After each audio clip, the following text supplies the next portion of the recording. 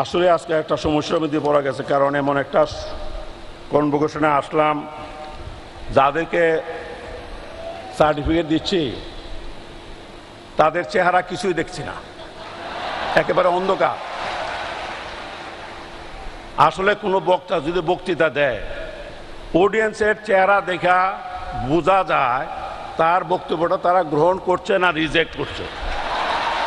এখানে কিছু বোঝার উপায় নাই, কিছুই আমি দেখি না। আর আমাদের এখানে এত বেশি ফ্লাড লাইট দেওয়া হয়েছে, মনে হয় আমাদেরকে একটু বেশি বেশি দেখা যায়।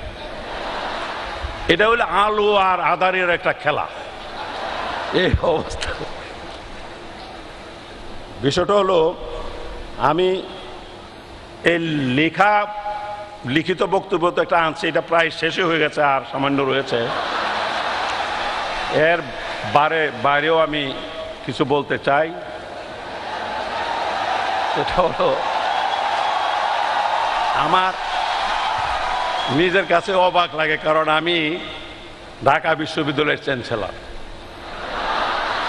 1961 সালে আমি মেট্রিক পাস করছি এবং মেট্রিক 3rd ডিভিশন।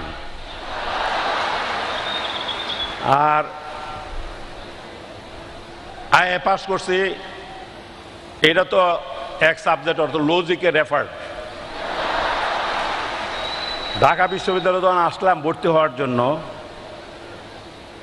তখন ভর্তি তো দূরে করতে, ভর্তির ফর্মটা পর্যন্ত আমাকে দেওয়া হলো না।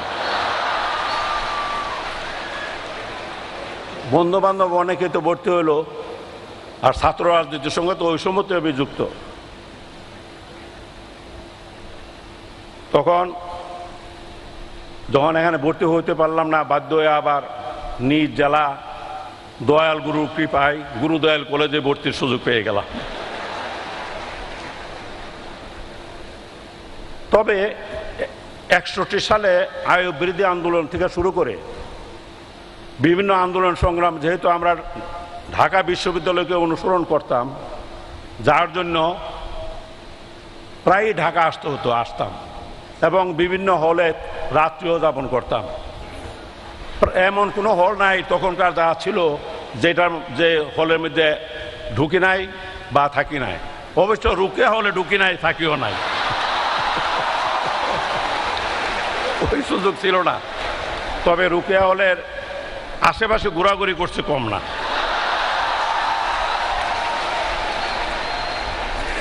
বন্ধু বান্ধব যারা ইউনিভার্সিটিতে পড়ে, তারা তো তখন গল্প করে যে মানে কনভোকেশন, এই কনভোকেশনে তারা যে কনভোকেশন ক্যাপ এবং গাউন এগুলি, তা আমরা তখন কলেজে পড়লো, সেটাও ঢাকা বিশ্ববিদ্যালয়ের অধীনে ছিল। কিন্তু যারা অনার্স মাস্টার্স পড়তো, কনভোকেশনে তাদেরকে ডাকা হতো। সুতরাং আমাদের এই ধরনের কনভোকেশনে ক্যাপ বা গাউন পরার কোনো সুযোগ ছিল না। মনে খুব খায়ের ছিল, এই কাজটা পারতেছি না। কিন্তু আল্লাহর কি লীলা খেলা বুঝলাম না, যে ইউনিভার্সিটিতে আমি ভর্তি হইতে পারলাম না, সেই ইউনিভার্সিটিতে আমি চ্যান্সেলর হয়ে আসছি। আর শুধু এই ইউনিভার্সিটি না, যতগুলি বাংলাদেশের যতগুলি পাবলিক প্রাইভেট বিশ্ববিদ্যালয় আছে, সবগুলির এই চ্যান্সেলর। এই চ্যান্সেলর হিসাবে প্রায় জায়গাতে আমার সমাবর্তনে যেতে হয়। এখন এই 1.5-2 ঘন্টা 2.5 ঘন্টা এই ক্যাপ আর সিনথেটিক কাপড়ের গাউন লাগায় বসে থাকা বড় কঠিন। কারণ এই সিনথেটিক কাপড়ের ভিতরে কোনো বাতাসই ঢুকতে পারে না, আর গরম যদি যখন থাকে তখন তো অবস্থা কাহিল। আমি আমাদের সম্মানিত ভিসি সাহেবকে অনুরোধ করছিলাম যে আপনাদের কনভোকেশনগুলো যে শীতকালের দিকে হয় তো একটু সুবিধা হয়, কারণ আজকে আমি এই যে অন্ধকার, যদি এটা আজকে যেহেতু উপরে ত্রিপাল দেওয়া হয়েছে, ত্রিপাল দেওয়ার কারণ হলো কি, বৃষ্টি যে কোনো সময় আসতে পারে, লন্ড বন্ড হয়ে যাবে। এটা প্রিকশন হিসাবে ত্রিপাল দেওয়া হয়েছে। যদি এটা জানুয়ারি ফেব্রুয়ারির দিকে যদি হতো, তাহলে এই ত্রিপাল দেওয়া হতো না। ত্রিপাল না দিলে এই অন্ধকার অবস্থাটা সৃষ্টি হতো না, তাহলে মোটামুটি চেহারা কিছু দেখা যাইতো। সুতরাং ভবিষ্যতে ভিসি মহোদয়কে আমি অনুরোধ করব কনভোকেশনগুলো যেন মোটামুটি শীতকালের দিকে যখন বৃষ্টি বাদলার কোনো সম্ভাবনা থাকবে না ওই সময় করার জন্য।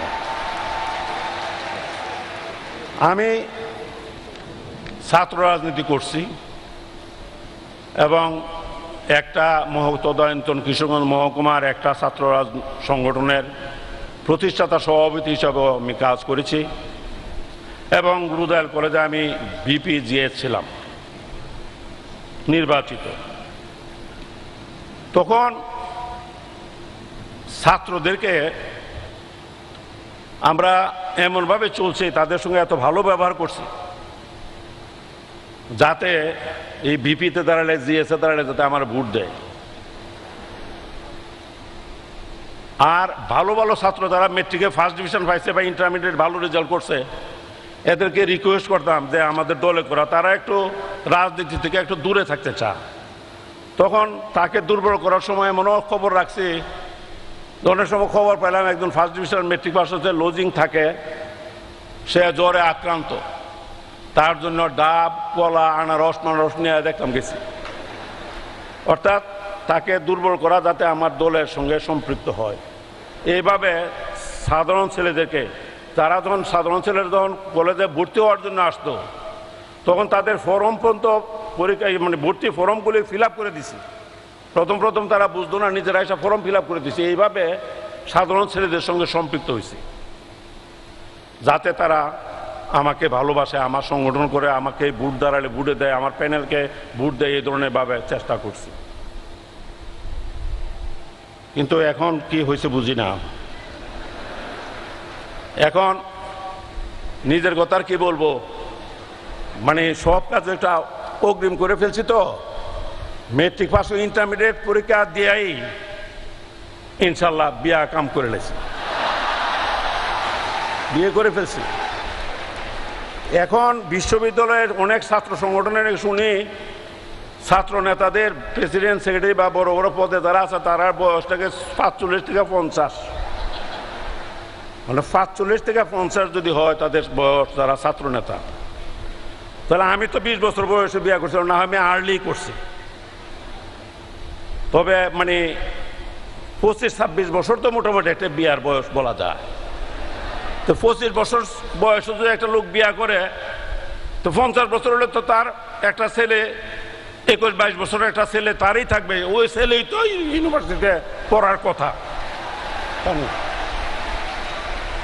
এখন কি বাপ পুত মিলে একসঙ্গে ইউনিভার্সিটিতে পড়বো নাকি? বাপ নেতা আর ছেলে হলো বিশ্ববিদ্যালয়ের ছাত্র, এটা তো হতে পারে না।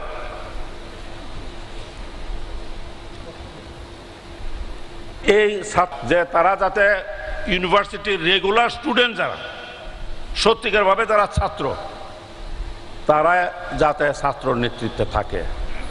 আর একটা 45-50 বছর বয়সের একটা ব্যক্তি যদি এখানে ছাত্র সংগঠনের নেতৃত্ব দেয় তাহলে এই ইউনিভার্সিটির 20-22-23-24 বছরের ছেলেমেয়েরা যারা আছে তাদের সঙ্গে তাদের অ্যাডজাস্টমেন্টটা কী করে হতে পারে, এটা তো আমি বুঝি না। সুতরাং ঢাকা ইউনিভার্সিটির যে ডাকসু নির্বাচনী যে মাস্ট, এই ডাকসু নির্বাচন করা দরকার।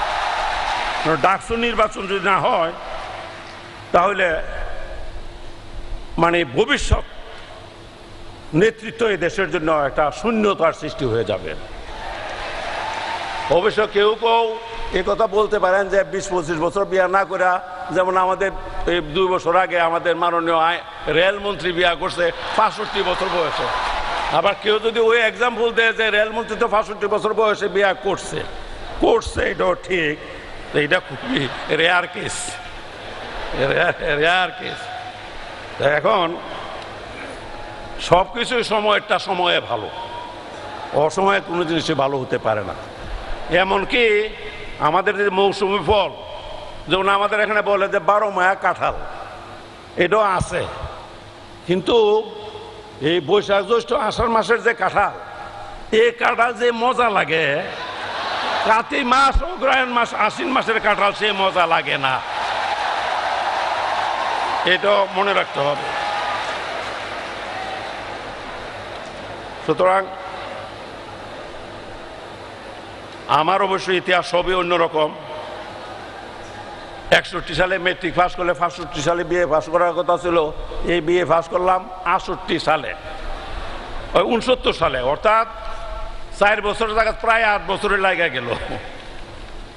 বলতে পারেন এত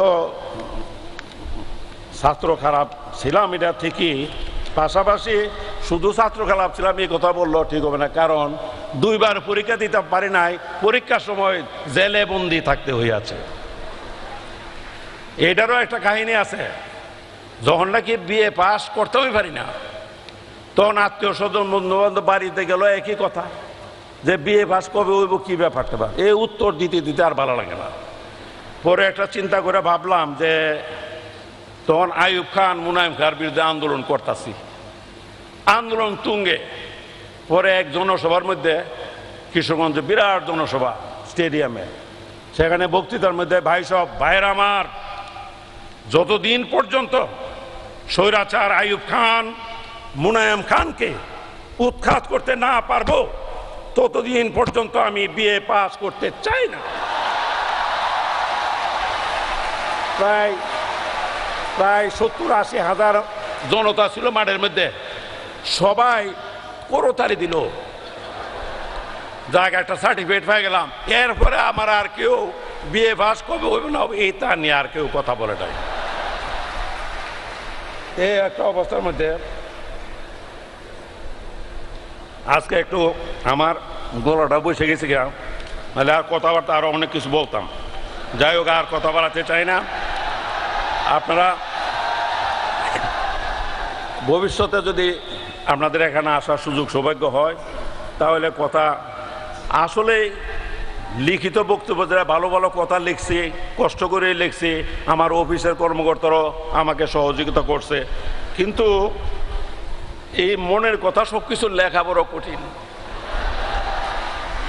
আগে তো যাওয়া আমরা মোটামুটি প্রেমপত্র লিখতাম, তখন বিভিন্ন বই টই থেকে বিভিন্ন কোটেশন টোটেশন দেখে ভালো করে একটা প্রেমের পত্র লিখতাম।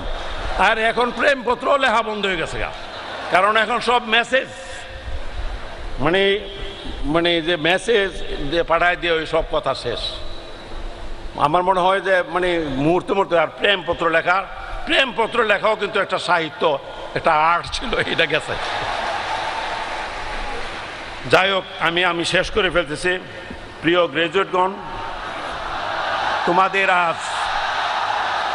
তোমাদের আজকের এই অবস্থানে পৌঁছানোর পেছনে রয়েছে তোমাদের শ্রদ্ধেয় পিতামাতা, শিক্ষক মণ্ডলী সহ সমাজ, দেশ ও জনগণের বিপুল অবদান। তোমরা তাদের কাছে ঋণী। তোমরা সমাজ ও জনগণের প্রতি দায়বদ্ধ থেকে তোমাদের মেধা, প্রজ্ঞা ও কর্ম দিয়ে জাতির আশা আকাঙ্ক্ষা পূরণে অগ্রণী ভূমিকা পালন করবে। সব সময় নৈতিক মূল্যবোধ, বিবেক ও দেশপ্রেম জাগ্রত রাখবে। কখনো অন্যায় ও অসত্যের কাছে মাথা নত করবে না। তরুণরাই জাতির কর্ণধার, ভবিষ্যতে তারাই দেশ পরিচালনা করবে। আজকের প্রতিযোগিতামূলক বিশ্বে টিকে থাকতে হলে জ্ঞান বিজ্ঞানের প্রতিটি ক্ষেত্রে নিজেকে অধিক যোগ্য করে গড়ে তুলতে হবে। প্রতিদ্বন্দ্বিতা মোকাবেলায় সবসময় সাহসী ও উদ্যোগী হতে হবে। তোমাদের সঠিক নেতৃত্বে দেশ হবে সমৃদ্ধ, উন্নত। জাতি তোমাদের দিকে তাকিয়ে আছে। মনে রাখতে হবে নিজেদের আত্মপরিচয়ের কথা, মাতৃতুল্য এই বিশ্ববিদ্যালয়ের কথা, অনেক রক্তের বিনিময়ে অর্জিত স্বাধীনতা, আমাদের প্রিয় দেশটির কথা। বললে চলবে না, তোমাদের সামান্যতম নেতিবাচক কর্মকাণ্ড আমাদের বিশাল অর্জনকে ম্লান করে দিতে পারে। আর একটা কথা বলি, কর্ম উপলক্ষে তোমরা পৃথিবীর যে প্রান্তেই থাকো না কেন, এ দেশ ও জনগণের কথা ভুলবে না। তোমরা বড় হও, সফল হও, তোমাদের উজ্জ্বল ভবিষ্যৎ কামনা করি। পরিশেষে সবাইকে আবারও ধন্যবাদ ও শুভকামনা জানিয়ে আমার বক্তব্য শেষ করছি। আপনারা সবাই ভালো থাকুন, সুস্থ থাকুন। খুদা হাফেজ। বাংলাদেশ চিরজীবী হোক। আসসালামু আলাইকুম।